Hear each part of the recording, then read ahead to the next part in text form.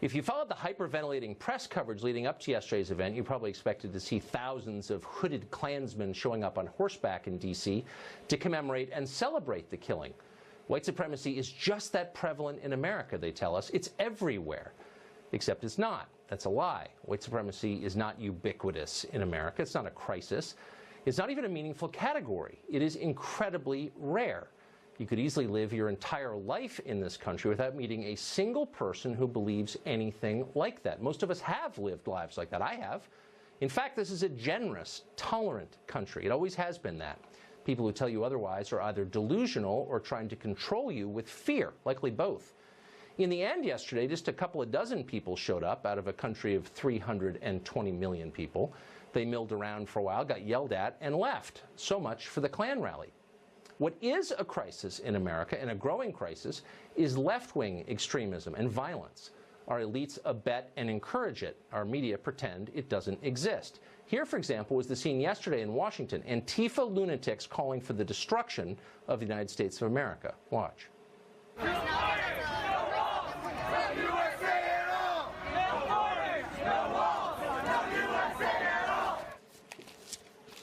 Benny Johnson of the Daily Caller took the time to interview some of the protesters. They freely confessed they would like to torture and kill the president. What would you do if Donald Trump showed up at this rally? Murder him? I mean, yo, he's America's Caesar, except he's a head. So, we gotta take him down. Trump! If it came down to it and it was a group effort, we'd have to do him like Gaddafi. If the president showed up at this march, what would you do, sir? Beat his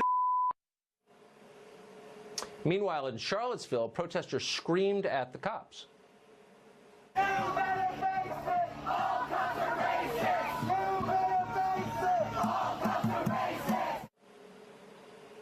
In D.C., they attacked police with bottles, fireworks, and eggs. Keep in mind, this is not the far right, it's the left. Cops on motorcycles were pushed as they tried to pass through the crowd. Back in Charlottesville, an NBC News reporter was assaulted by a screaming progressive. Watch this.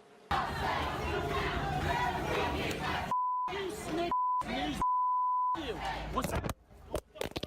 Don't worry about that now. Don't worry about me. Don't worry about that.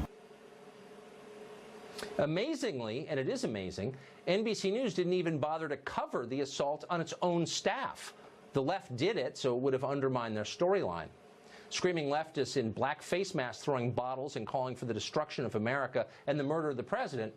You know how CNN described this group? As, quote, anti-hate groups. Because their hate isn't really hate, it's the opposite of hate, even if it's exactly the same as hate. Pretty amusingly Orwellian, but also scary. Lying works over time, and that's exactly why they do it. Vox.com, in a rare fit of honesty, ran a piece entitled Antifa Clashes with Police and Journalists in Charlottesville and D.C. Well, that was too close to the truth for many on the left, and they complained.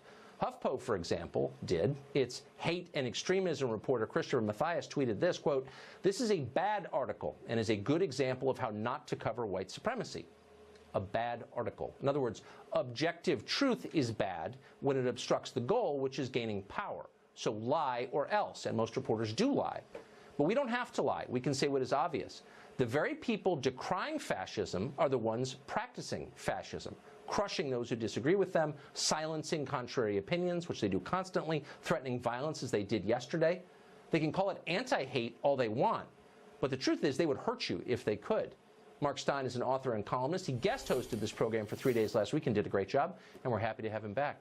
So, Mark, you saw the video. Those, just so you know, those are anti-hate groups, the ones screaming right. and throwing things. Yeah, and actually threatening to kill people and wearing masks and, in fact, having, as you said, having all the attributes, not of anti-fascists, but of fascists. And I'm one of those people, because when you look at them and you see like the little dweeby pajama boy types talking about wanting to kill people, and it's easy to laugh it off and say, that they don't really mean it, they're not into it. But in fact, when you look at what has been going on, the increase in the level of targeted intimidation of people who just happen to have a political disagreement with them, I think we are approaching the point at which someone is going to get killed over this. And the media will play a large part in that, because when they say that thugs on the street intimidating not just political targets, but just general passing motor vehicle traffic, the media like CNN, who call them anti-hate groups, are actually a big part of the problem here. The sentimentalization and glamorization of violence. Of course, but you can understand why the crowd is in a frenzy, because they believe what they've been told, which is there is a massive white supremacist fascist movement on the verge of taking over. And I guess my question is, where are these people? I've lived in this country for 49 years. I'm not familiar with any large group that believes that. I never run into anyone who thinks that. I don't know a single person who believes that. This is a fantasy. Well, it's a lie. Why do the rest of us go along with it? And we're like, oh, yeah, it's a real problem. Really? Where? What are you talking about? I'm totally confused. Well, you're wrong there, Tucker. There are 17 white supremacists in America.